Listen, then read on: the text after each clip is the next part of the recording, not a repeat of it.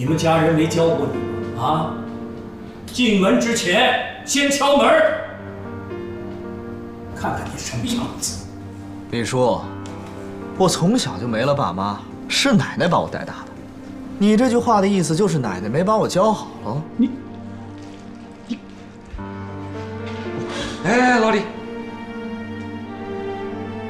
西城啊，老李他不是这个意思。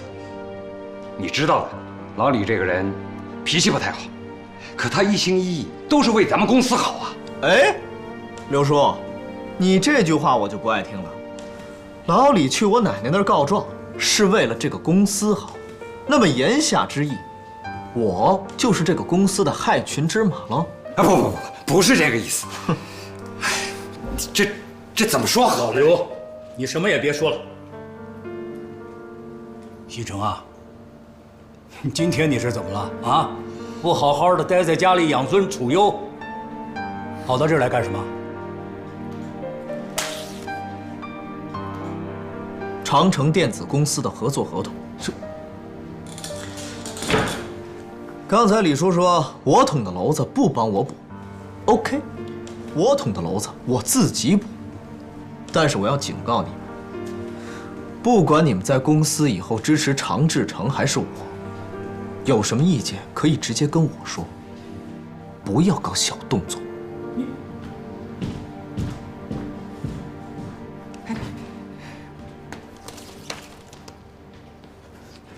全是他奶奶给惯坏的。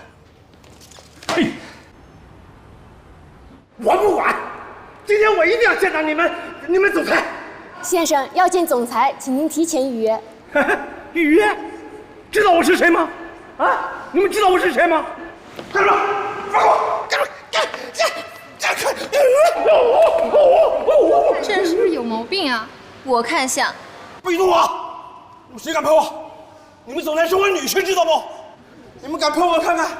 他到底知不知道我们总裁是谁？竟然跑到这儿来乱攀亲戚！谁不信？我告诉你们，你们总裁是我女婿，贺雨欣是我女儿。你们敢碰我？你们敢碰我，让你们总裁全被你们拆了！传闻中，贺锦熙不是出生在书香世家吗？他这……哎，怎么回事你？哎，不好意思，不好意思。左夫人好。站住！你谁你啊？